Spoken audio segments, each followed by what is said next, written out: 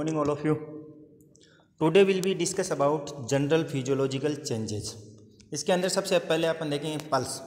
It arise after normal delivery and decrease during the second day. मतलब जैसे ही delivery हो जाएगी तो उसमें क्या होगा कि थोड़ा अराइज मतलब पल्स रेट बढ़ जाएगी और उसके बाद में क्या होगा after second day of delivery तो ये वापस नॉर्मल कंडीशन में आ जाएगा.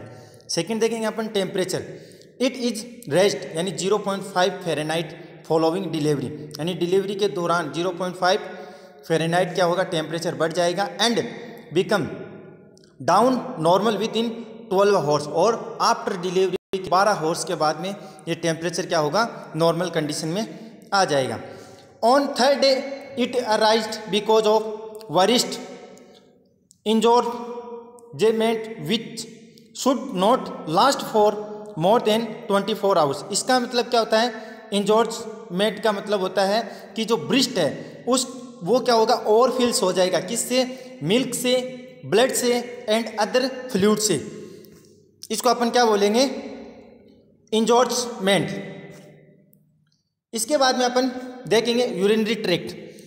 यूरिनरी ट्रैक्ट के अंदर क्या होगा कि the bladder capacity is increase. जो ब्लैडर की कैपेसिटी है वो क्या हो जाएगी इंक्रीज हो जाएगी एंड ब्लैडर म्यूकोजा बिकम क्या हो जाएगा ओडिमस. ओडिमस का मतलब क्या होगा फ्लूइड का ओकुमुलेशन हो जाएगा. उसके बाद में अपन देखेंगे गैस्ट्रोइंटेस्टाइनल ट्रैक्ट. तो इंक्रीज थ्रस्ट यानी प्यास लगना पड़ जाएगी इन अर्ली कौन सी स्टेज में पेरिनियम स्टेज के अंदर और this due to loss of fluid during labour and constipation. और फ्लूइड का लॉस कब होगा लेबर के दौरान और कॉन्स्टिपेशन के दौरान. फिर आता है वेट.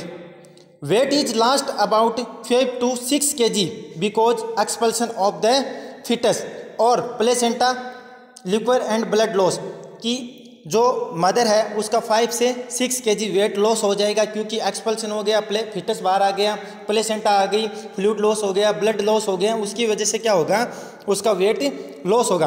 और further loss of about 21 kg during puerperium और प्यूपेरियम की कंडीशन के अंदर उसका 21 kg वेट क्या होगा लॉस हो जाएगा. फिर आता है it is continuous up to 6 months of delivery और ये क्या रहेगा कंटिन्यूस रहेगा अप टू 6 months थोड़ा थोड़ा लॉस होता रहेगा. इसके बाद में आता है फ्लूइड लॉस. तो the net fluid loss at least 2 liters during the first week यानी 2 लीटर फ्लूइड लॉस होगा first week of delivery and 1.5 liters during the next 5 weeks और 1.5 liters लॉस होगा फ्लूइड्स का वो कौन सी कंडीशन में रहेगा 1.5 liters यानी 5 weeks के अंदर. इसके बाद में आता है ब्लड वॉल्यूम. तो immediately following delivery there is slight. तो क्या क्या रहेगा जैसे कि अपन देखेंगे कि decrease of blood volume due to blood loss. It return in non pregnant stage by the second weeks और ये वापस कब होगा कि जो नॉन प्रेग्नेंट स्टेज है ऑफ डिलीवरी की सेकेंड वीक उसके अंदर. फिर आता है मेंस्ट्रुएशन एंड ओवुलेशन. तो देखो onset of the first menstruation period following delivery is very variable and depends on lactation. यानी जो मदर है वो किस तरीके से लैक्टेशन करा रही है उसके ऊपर डिपेंड करता है कि उसका नेक्स्ट मेंसेस कब स्टार्ट होता है. तो if the women does not breast feed अगर कोई वुमेन है वो ब्रेस्ट फीड नहीं करा रही है तो to her baby the menses return by the 6 week 40% यानी 6 वीक के अंदर 40% चांस बढ़ जाते हैं उस मदर का क्या कि भाई मेंसेस आने की संभावना एंड 12 weeks 80% केसेज में होता ही है. और जैसे ही आफ्टर डिलीवरी 12 weeks होते हैं तो उसमें 80% केसेज में मेंसेस स्टार्ट हो जाता है. In non lactation mothers ovulation occur as early as 4th week और जो नॉन लैक्टेशन मदर है उसके अंदर मेंसेस 4 week के अंदर स्टार्ट हो जाता है and lactating mother about 10 weeks after the delivery और जो मदर ब्रेस्ट फीड करवा रही है उसको मेंसेस से नेक्स्ट स्टार्ट होगा 10 weeks के बाद में. उसके बाद में अपन देखते हैं नेक्स्ट कि the women who is exclusively breast feed the contraceptive protection is about 98% up to 6 month. मतलब जो वुमेन है वो ब्रेस्ट फीड करवा रही है तो वो कॉन्ट्रासेप्टिव मेथड यूज कर सकती है अप टू 6 मंथ। अब अपन देखते हैं ब्रेस्ट या फिर लैक्टेशन कि किस तरीके से ब्रेस्ट के अंदर मिल्क का फॉर्मेशन होता है और कैसे मदर लैक्टेशन करवाती है। तो देखो, for the first 2 days following delivery no further anatomically changes occur in the breast. मतलब 2 day ऑफ डिलीवरी, तो उस डिलीवरी के बाद में 2 दिन तक कोई भी फर्दर चेंजेस नहीं होंगे एनाटॉमिकली ब्रेस्ट के अंदर। तो the secretion from the breast called colostrum. Colostrum का मतलब कोलेस्ट्रॉल लेवल। अब देखो कंपोजिशन ऑफ द कोलेस्ट्रम, तो it is the deep yellow serious fluids that is alkaline and in reaction. मतलब क्या रहेगा कि भाई येलो सीरियस कलर रहेगा, गाढ़ा रहेगा मिल्क और एल्कलाइन रहेगा उसके अंदर। तो it is higher specific gravity protein sodium chloride vitamin but has lower carbohydrate भी रहेगा, पोटेशियम भी रहेगा और देन द ब्रेस्ट मिल्क के अंदर ये सब उस फिटस को मिलती रहेगी, मतलब उस बच्चे को मिलता रहेगा आफ्टर डिलीवरी। उसके बाद भी देखते हैं इट कंटेन एंटीबॉडीज जैसे IgA, IgG, IgM and hormone factors, ये सब के सब इन्वॉल्व रहेंगे उसमें। फिर आता है फिजियोलॉजिकल ऑफ लैक्टेशन, मतलब किस तरीके से फिजियोलॉजी है लैक्टेशन की। तो अपन देखेंगे physiology of basis lactation is divide in 4 phases। तो फर्स्ट फेज देखते हैं अपन प्रीपरेशन ऑफ ब्रेस्ट, जिसको अपन मेमोजेनेसिस भी बोलते हैं। सेकंड देखेंगे synthesis and secretion from the breast alveoli. Third देखते हैं इजेक्शन ऑफ मिल्क। फोर्थ देखते हैं मेंटेनेंस ऑफ लैक्टेशन। तो अब देखो mammogenesis, pregnancy is associated with growth of the foetal system. Lactogenesis, milk secretion actually start और 3rd और 4th postpartum day.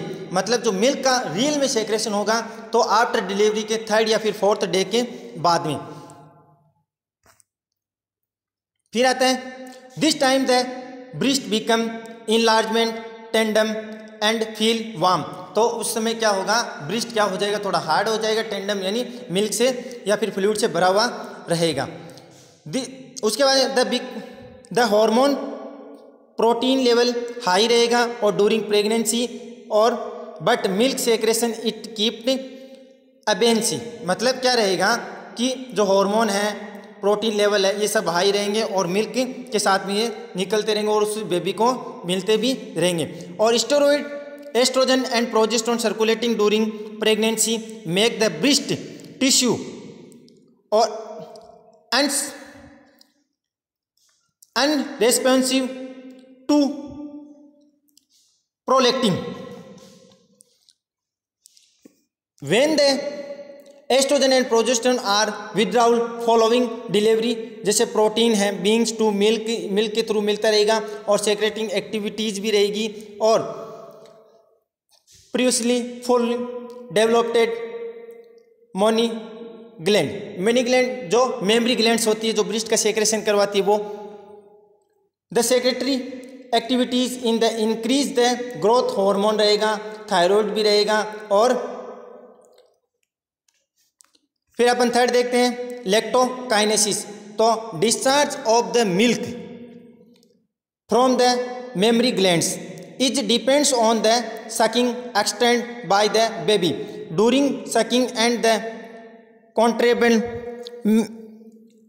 मेनोमिज्म which express the milk from the alveoli to the ducts. मतलब इसमें क्या रहेगा लैक्टोकाइनेसिस, तो डिस्चार्ज रहेगा मिल्क का, वो डिपेंड करता है बच्चा किस तरीके से सक कर रहा है और सकिंग प्रोसेस के थ्रू ही मिल्क क्या रहेगा मेमरी ग्लैंड से बाहर की तरफ आएगा, जो एल्वेलाई के थ्रू होता हुआ उस बच्चे के माउथ में जाएगा। फिर ऑक्सीटोसिन इज द मेजर और लैक्टोकाइनेस्टिक हार्मोन, जो ऑक्सीटोसिन है जो मेजर रोल रहेगा जो क्या करेगा लैक्टोकाइनेसिस हार्मोन्स। फिर देखते हैं ड्यूरिंग सकिंग, तो impulse from the nipples cause the posterior pituitary to liberate oxytocin which enters the circulating blood in the breast and the cause contractive of the myoepithelial cells or supporting the alveoli and ducts। ये सब के सब उसमें क्या रहेगा, helpful रहेंगे और उस मिल्क को सेक्रेटेड करवाने में सहायक रहेंगे। और मिल्क क्या रहेगा, कंटिन्यू सेक्रेट होता रहेगा और continue formation in the milk किसके अंदर, ब्रेस्ट के अंदर। और it is sucked by the baby और this is due to the milk ejection and milk let down replayed. मतलब कंटिन्यू फिटनेस है वो क्या रहेगा, सेक्रेशन यानी सक करेगा तो निप्पल के थ्रू मिल्क बाहर निकलता रहेगा किससे, ब्रेस्ट से। तो the milk ejection reflex is inhibit by as factors as pain और साइंग और कंडीशन। इसमें क्या रहेगा, अगर मदर है वो कंटिन्यू फीड करवा रही है तो वो पेन से बचेगी और मिल्क बाहर आता रहेगा ब्रेस्ट से। अब लैक्टोपोइसिस, इसमें क्या होगा, prolactin is the sign most important galactopoietic hormone for maintenance किसको, effective and continuous lactation sucking is essential by is also help in the relates to prolactin. ये कंटिन्यू बच्चा सक करता रहेगा तो मिल्क क्या रहेगा, मदर के ब्रेस्ट से बाहर आता रहेगा और इससे सब चीज़ों से ये क्या रहेगा जो हार्मफुल है मदर के लिए उनसे सबसे बचता रहेगा।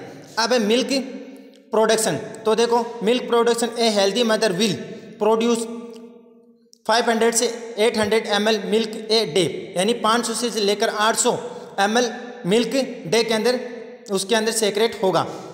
स्टिमुलेशन ऑफ द लैक्टेशन, आप देखो स्टिमुलेशन ऑफ कैसे होता है लैक्टेशन का, तो इसमें देखो मदर इज ना motivate as regard the benefits of breast delivery strikes the early pregnancy.